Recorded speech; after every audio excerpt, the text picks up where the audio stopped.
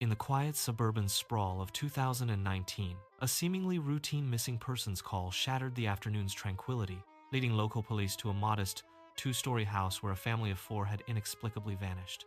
There were no signs of forced entry, no shattered windows, no overturned furniture suggesting a struggle, only an eerie, profound silence that seemed to swallow the very air around the property.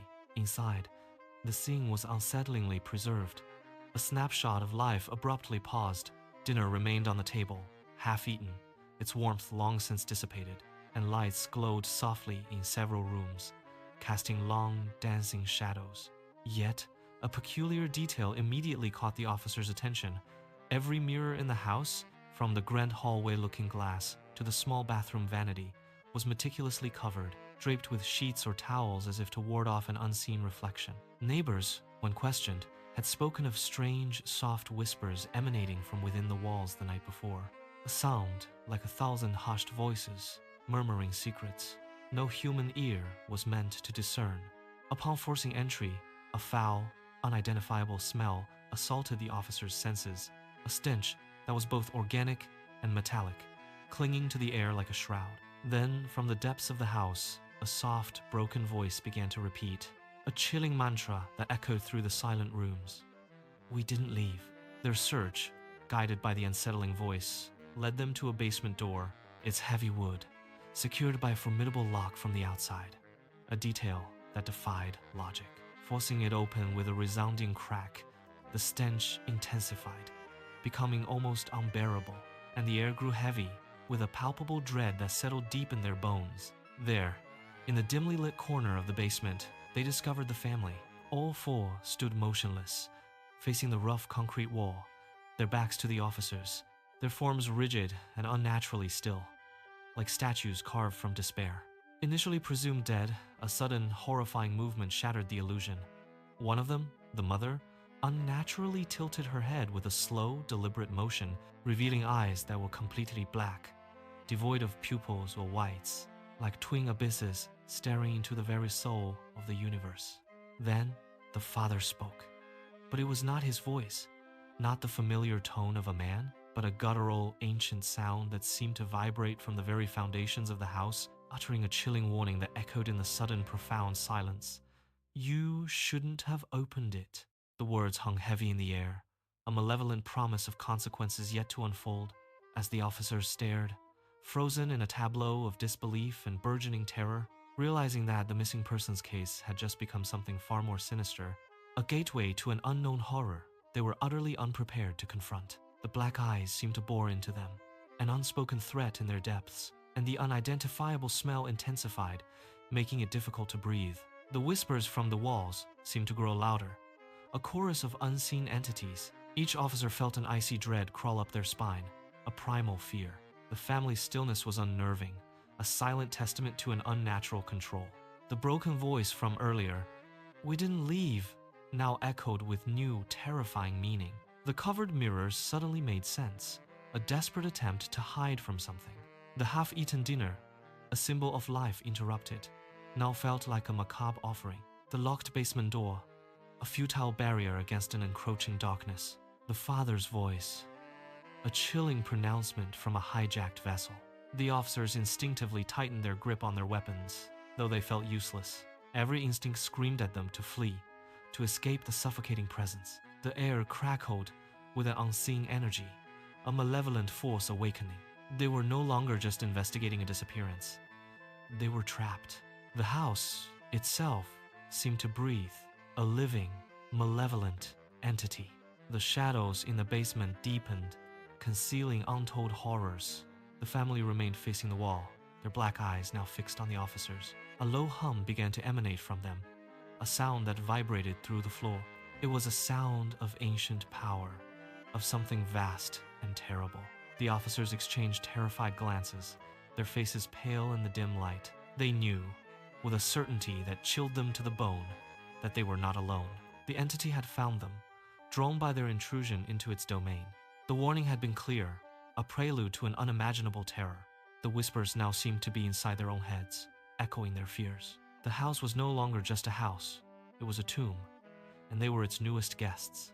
A silent scream built in their throats as the true horror began to unfold.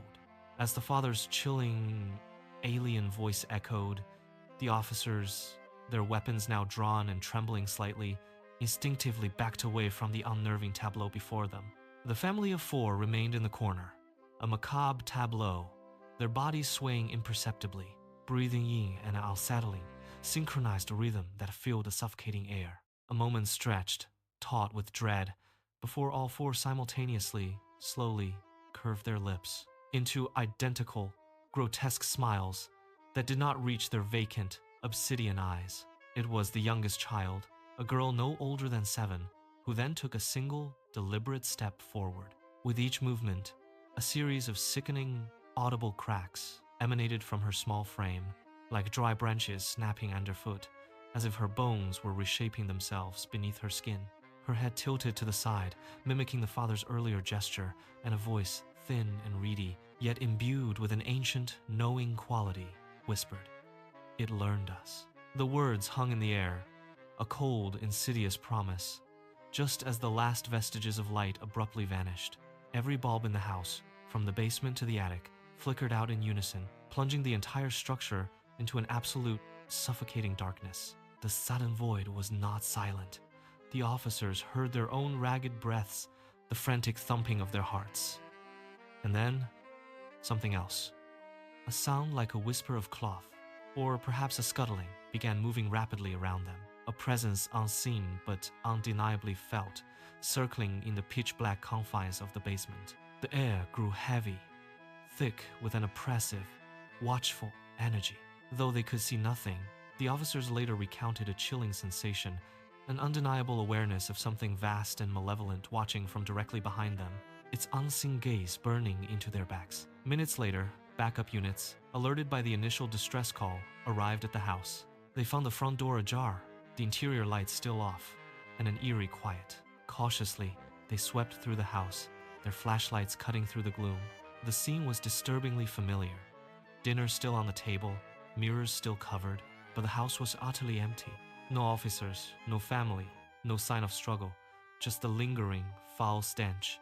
Their search led them to the basement, where the door now stood wide open. On the damp, concrete wall, scratched deeply into the surface with what looked like fingernails, was a new, horrifying message. Now we are more. The case, baffling and terrifying, was officially closed without explanation, filed away as an unsolved mystery, another grim statistic in the department's archives. Yet the whispers, the black eyes, and the impossible disappearance haunted those involved. Weeks later, a new report surfaced from a neighboring town, chillingly similar. Another house, another family of 4, reported missing without a trace. And, just like before, neighbors spoke of unsettling whispers emanating from within the walls, a soft, insidious sound that seemed to carry an ancient, hungry promise. Whatever entity had inhabited the first house, whatever malevolent force had learned that family, it had not stayed contained within those walls. It had moved on, its hunger apparently unsated, its reach expanding. The chilling question lingered, a cold dread settling over the investigators. How many other families had already been learned by this insidious presence? How many more would vanish into the whispering darkness before it was stopped? The silence of the night now seemed to carry a new, unsettling undertone, a faint, almost imperceptible murmur that hinted at unseen horrors. Each creak of a floorboard, every rustle of leaves outside, became a potential harbinger. The world, once familiar, now felt subtly altered, tainted by the unknown.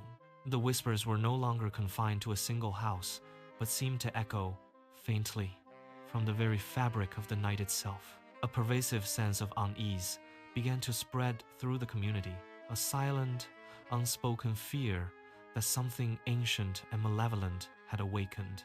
No one dared to speak of it openly, but the glances exchanged were telling. The covered mirrors in the first house now seemed less like a precaution and more like a desperate, futile attempt to hide from an inescapable truth.